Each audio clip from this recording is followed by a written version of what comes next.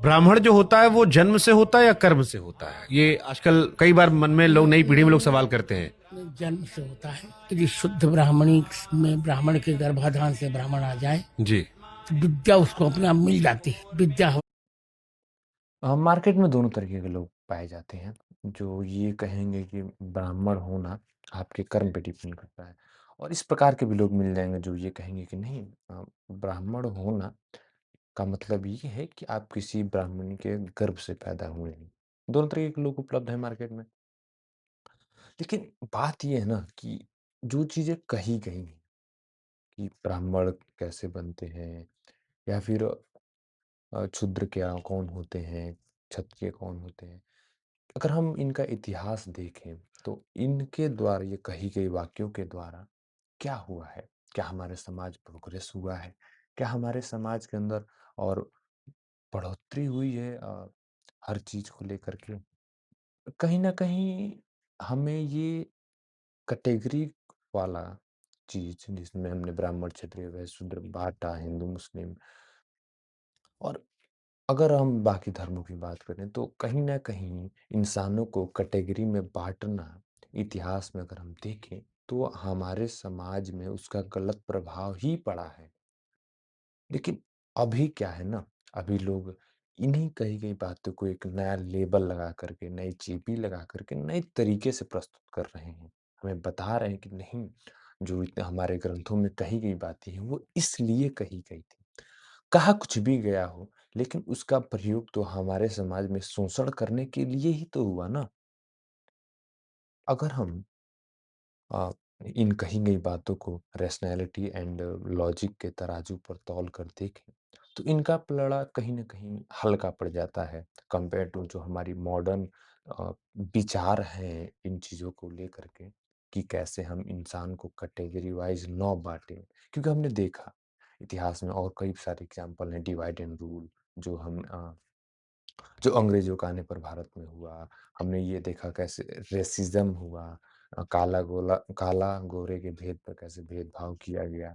अनेकों एग्ज़ाम्पल रहे हैं इतिहास में, फिर भी हम क्यों लगे पड़े हैं इंसानों को कैटेगरी करने के पीछे? क्यों कहीं न कहीं हमारे अंदर वो अवधारणा है कि हम सब अलग-अलग हैं। हम में से कुछ महान हैं, कुछ नीच हैं। हम कहीं न कहीं इन चीज़ों में पड़े रहते हैं और ये इतनी ईज़िली जाएगी नहीं ना। इसीलिए कि बहुत से लोग इसको तर्क देते भी हैं कि कैटेगरी करना, इंसान को बाँटना ग्रुप्स में हमारे लिए अच्छा होगा। लेकिन अगर एग्ज़ाम्पल देखें तो अच्छा नहीं हुआ ना।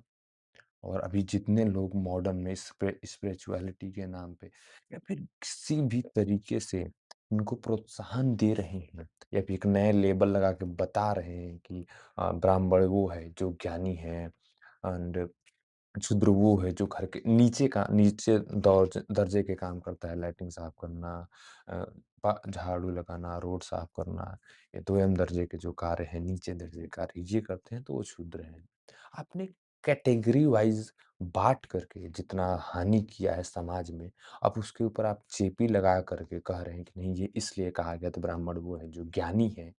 तो समाज में ये कुछ नहीं फ़ायदा करेगा। समाज को ये और अंधकार में ही लेके जाएगा। हमारी सोच प्रोग्रेसिव नहीं होगी, हमारी सोच एक अ, घटिया मानसिकता की ओर चली जाएगी। और आई होप तुम्हें समझ में आ रहा होगा मैं क्या कहने की कोशिश कर रहा हूँ। और ये कह रहे हैं कि अगर आप ब्राह्मणी के गर्भ से पैदा होते हैं, तो आपको आपको नॉलेज अपने आप हो जाएगा। क्या कौन कौन से लॉजिक की बात है ये? मुझे नहीं समझ में आ रहा है, या किस लॉजिक की? कोई ब्राह्मण मारेगा, कर्म से कैसे होगा? तब तो तो अनियंत्रित हो जाएगा। जी। एक दिन में व्यक्ति 4 कर्म करे तो चारों बन हो जाएगा क्या वो? जी। तो कोई व्यक्ति जो जन्म से ब्राह्मण हुआ लेकिन ब्राह्मणों का कर्म नहीं कर रहा। तो पतित पतित ब्राह्मण हमारे साथ। हाँ, लेकिन ब्राह्मण रह गया वो कर्म यही बात है कि ये थोड़ा लॉजिकल लग रहा है इनका कि हाँ, अगर हम कर्म के आधार पे लोग ब्राह्मण करने लगे तो आप एक दिन में क्या पता 10 अच्छे काम करें, 5 खराब करते हैं तो आप किस कैटेगरी में जाएँगे? लॉजिकली थोड़ा ठीक है कि हाँ, मतलब बाकी लोग कुछ भी कहें कि नहीं कहा इस सेंस में गया था और ये जो कह रहे हैं अगर हम इन दोनों अ, बातों को अगर तराजू पर तौल लें तो इनका पलड़ा थोड़ा ज़्यादा भारी होगा, इनका थोड़ा लॉजिकल लग रहा है कि हाँ, अगर हम ऐसा करने लगे तो यार तो ब्राह्मण तो कैसे डिसाइड ही नहीं कर पाएँगे ना कौन क्योंकि आप एक दिन में क्या पता कुछ अच्छे काम करें, कुछ खराब काम करें, तो आप ब्राह्मण होंगे या फिर शूद्र होंगे। कृष्ण ने कहा जी, कि यदि ब्राह्मण होकर एक बूंद भी उसके मुख में शराब चली जाए जी, और बकरी के दूध का फेन चला जाए जी, तो ब्राह्मण पतितो भव।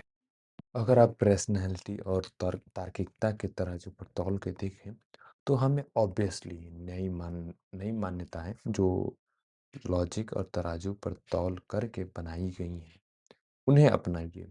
अगर आपको उनमें शक है कि नहीं क्या ये ठीक है, क्या कहीं इनके द्वारा कुछ हानि नहीं तो हो रही है ना? तो ऑब्वियसली आप उसे ना अपनाएँ। आप खुद सोचें, आप खुद उस लॉजिक और तार्किकता के तराजू पर उसे तौलिए और फिर देखिए क्या आप उस मान्यता को, उस अवधारणा को मानेंगे?